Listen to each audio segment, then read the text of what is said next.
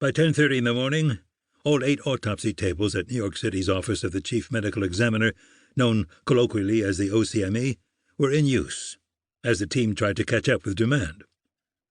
Over the weekend, there had been a backup of 10 bodies that had not been considered forensic emergencies and had been left for Monday morning.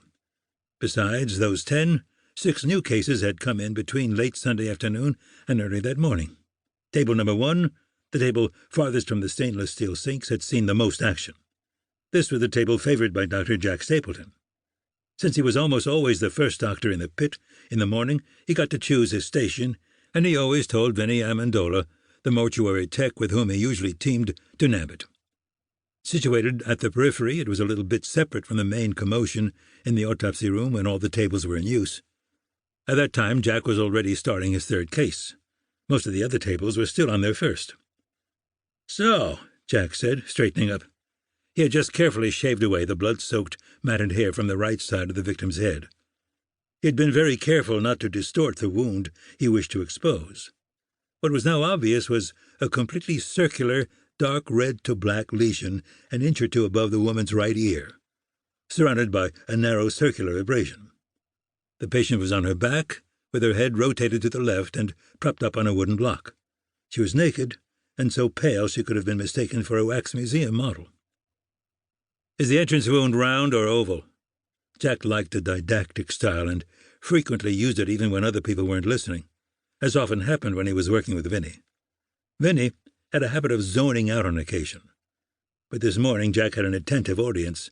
Lieutenant Detective Lou Saldano, an old friend of Jack and Jack's wife, Laurie, had shown up. Over the years, Lou had come to truly appreciate the enormous benefits forensic pathology could provide to law enforcement, particularly when it came to homicide investigation, which was his specialty. Whenever there was a case that Lou thought could be helped by forensics, he made it a point to observe the autopsy. Although there hadn't been any such cases for a number of months, that morning there had been 3. "I'd say circular," Lou said. Lou was standing across from Jack on the patient's left side. Also on that side was Vinnie. Next to Jack was a second mortuary tech, Carlos Sanchez, who had been newly hired by the OCME and was now at the very beginning of his orientation and training. As one of the more experienced techs, Vinnie generally broke in newbies by having them work closely with him. Jack was accustomed to the routine and usually didn't mind, provided it didn't slow him down too much.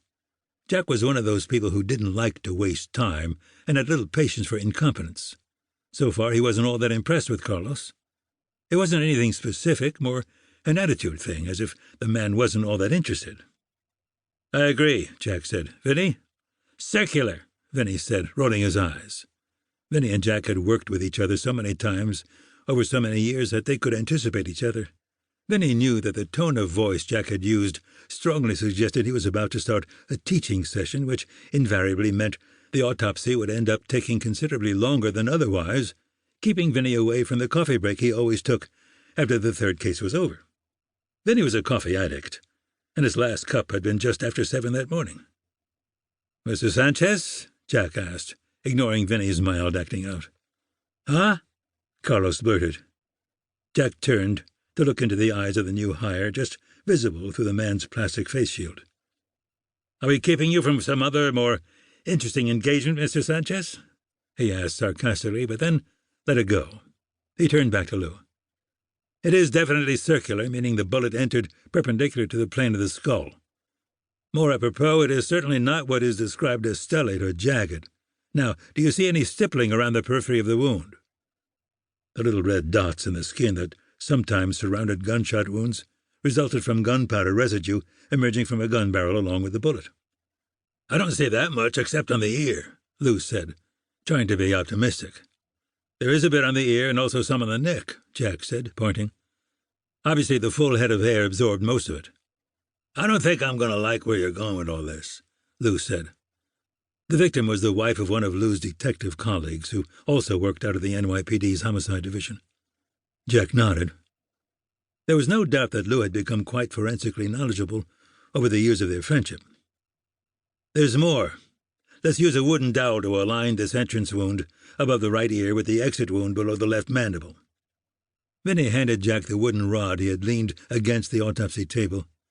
Grasping it at both ends, Jack held it so that it rested on the crown of the patient's head but lined up with the two wounds.